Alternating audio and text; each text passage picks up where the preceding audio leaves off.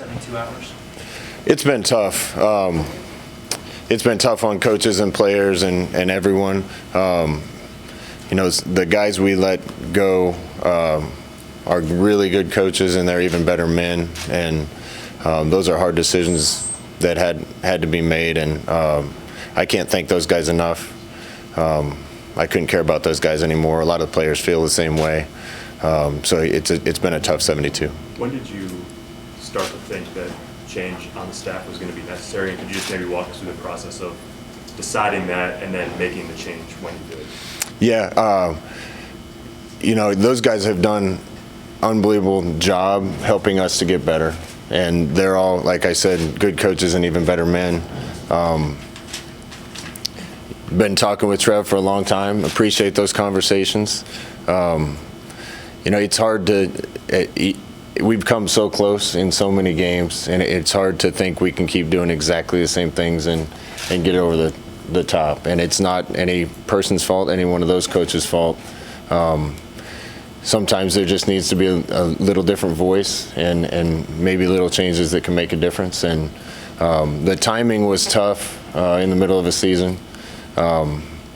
But everything's going to move really fast here after the season with recruiting and signing day. And it's kind of important to get guys in place to help get those things done. And with a bye week and time to evaluate, thought that was the best time. When did you kind of formulate in your mind this plan that Trev talked to us about that you submitted to him?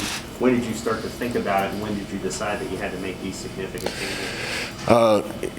Trev and I talk every week. Some of it's about that kind of stuff. Some of it's about the premiere of Yellowstone. Enjoy talking to him.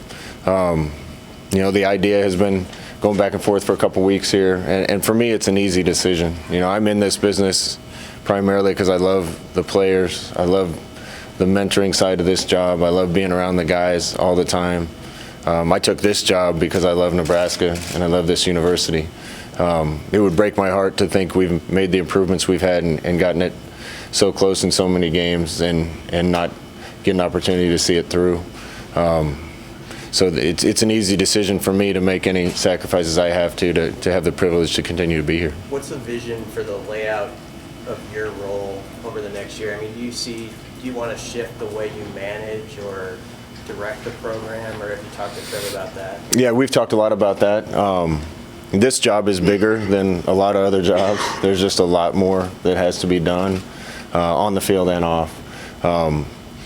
Frankly, I've been wearing myself a little thin trying to run the offense and call the offense, and it isn't just game day. It's all week long, and there probably are areas of the program that I could spend more time with if I wasn't so occupied with that. He talked to me about that. I agree. I appreciate his advice on that, and I'm going to do the best I can to put together a team that allows some of those things to happen. Your contract is shifting, he said. Was that something you brought to him, or did he bring that idea to you, or how did you come to that? We talk every week. I think I brought up the idea originally and didn't hear anything else about it, and he kind of brought me some ideas, and again, that's an easy decision for me. I'm in this business because I love the kids, and I'm here because I love this place, and man, I want to see this through and get this right, and any sacrifices I have to make to continue to do this, that's an easy decision. What is your vision for the offense? What are you looking for going forward? We've been really good on offense. When we have the right guys, we've been elite on offense. I'm not necessarily looking for wholesale changes.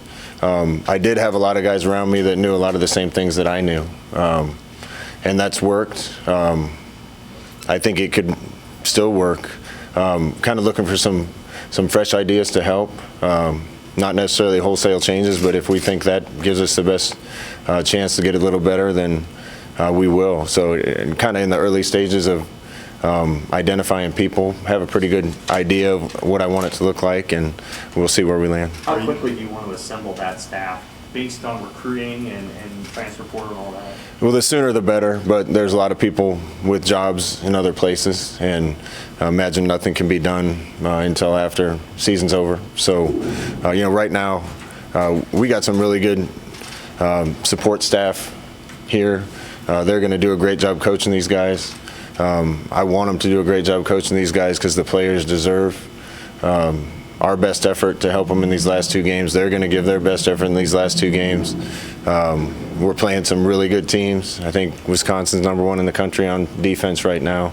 So that's where my focus is right now. And when I get free time from that, doing my best to identify some possibilities. Is there somebody helping you with identifying possibilities? There's a lot of people helping me with identifying possibilities. But at the end of the day, these were my decisions, and then they will be going forward. Scott, do you want to hire a full-time special teams coach in these 4 hires, or what's your plan there right now? Potentially. I'll tell you what, Mike Dawson has done a great job running the special teams.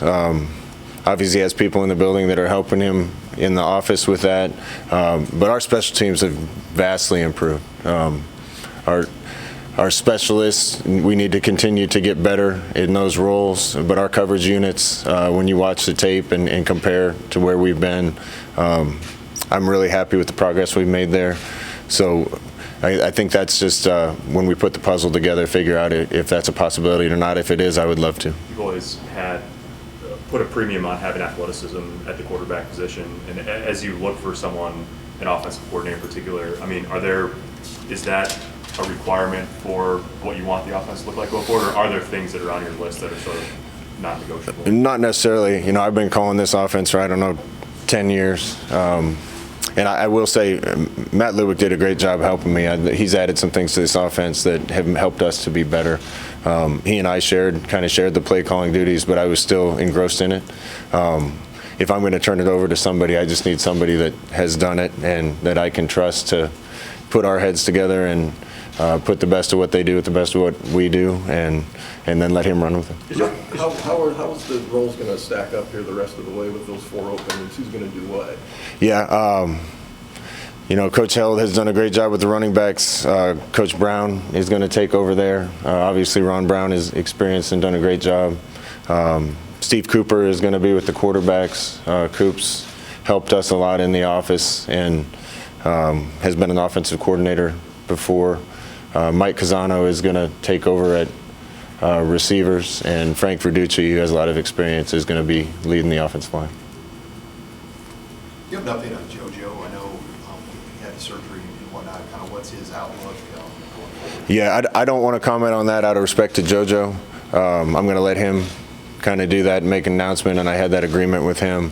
Guys like him have poured so much and given so much to this university and this program that he kind of wanted to do it in his own way, and I'm going to let him do that. Do you feel like you'll have everybody else, regardless of JoJo, that is going to stick with it the next 2 games? Yeah, I do.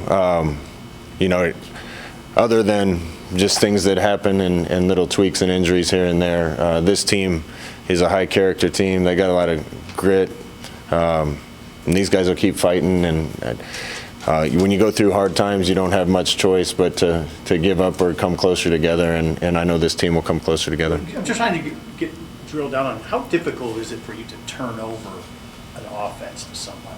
I mean, that's your deal, right? Yeah, it's not going to be easy. I got to find somebody that I trust, and I'm always going to have. I'm an offensive guy. I'm always going to have something to do with it. You know, there's things about being coach in Nebraska that I haven't been able to enjoy because all the time that I've been spending, you know, trying to fix problems and dig ourselves out of a hole and get the team better. And I have to spend a lot of time offensively too. And not that I didn't have the right guys. Again, I can't say enough good about them.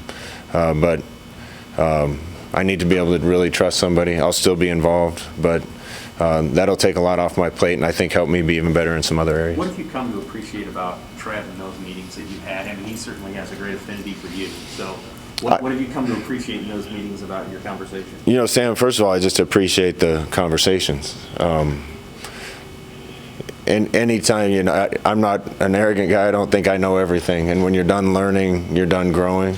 I get a lot of opinions and ideas. Most of them I don't listen much to, but his I do. And I think he's had made some good points to me. And had some good ideas, and I look forward to working with him some more. Was there a moment where maybe he earned your trust and you earned his? Was that early in the season, after Illinois, before then?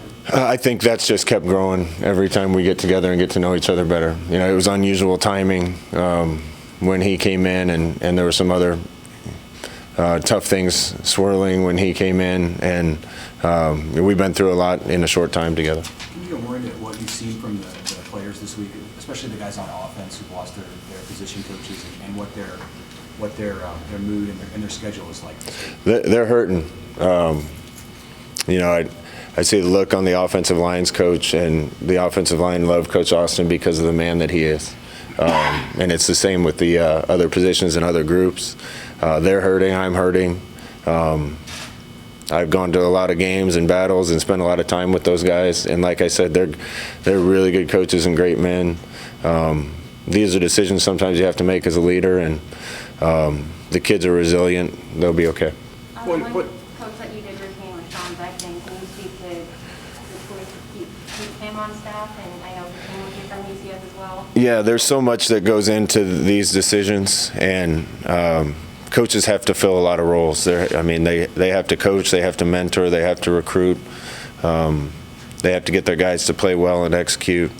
Sean Beckton is, I think, a lead at all those things, and if we're going to have any continuity with some of the really good things we're doing on offense, we needed some people here that know the scheme and can help take it forward in the next step.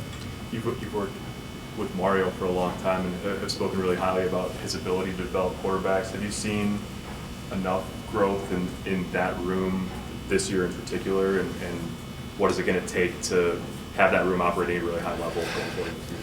Yeah, you know, these are tough. If you look at our games, it's rare that you can find a game where you say, man, if you change that play, you win a game. You know, we have 5 of those. Mario has done an unbelievable job getting our quarterbacks right mechanically. Those guys going to the game knowing every read, every possible thing that could happen, every protection, the detail that he coached with. He was in the office every morning at 3:45 every day. That was his level of commitment and his passion for what he did. And sometimes when you come up a play short, that's the business. He's gotten Logan Smothers throwing a lot better than he did when he showed up because of his knowledge for the position. He's done good things with Adrian, great things with Harburg. I've seen him do great things with our quarterbacks in the past. Again, this is not his fault. Sometimes doing the same, that being said, sometimes doing the same thing over and over and expecting different results isn't a possibility. Would you expect to have a QB specific coach going forward, or is that something in the reshifting that even you could take on? Yeah, I certainly would love to do it. As I'm trying to kind of back away from some of those roles a little bit, that probably doesn't make a ton of sense, but I have to see how the whole puzzle fits together. The first person I'm looking for is the offensive coordinator, and we'll fit the puzzle together from there. Scott, I wanted to ask you to follow up. You said something a couple minutes ago about not being able to enjoy the things that go with being a Nebraska coach. What exactly are those things? You know, this was I think people know, and it's not intended at anyone that was here before. This was a big fix, and I put my absolute heart and soul into this to get it where I want it and where the state wants it. When you're working that hard to get it fixed, I'd love to be out talking to the fans more, and I'd love to go do more booster functions. I'd love to go hunting more in western Nebraska. And those things are important, I think, for my sanity, and also so I get to spend time with people that matter in Nebraska. I love the state. I love representing the state. I want to spend more time doing some of those things, and I think this will help me do that. Will you rely on input from whoever you find an offensive coordinator for the other staff positions? Potentially, yeah, potentially. If I was getting hired as a coordinator somewhere, I'd probably have some strong feelings about a guy or two, and we got to see how all that unfolds. No one, Okay. everybody stayed on the team, right? Did anybody leave in the last 2 days? No, nobody's left in the last 2 days. We had a couple people with some family issues that weren't here today, but we had a spirited practice today. The guys had fun being around each other, and we're going to get back together on Sunday night, practice Monday morning. All right. Thank you, guys. Thanks.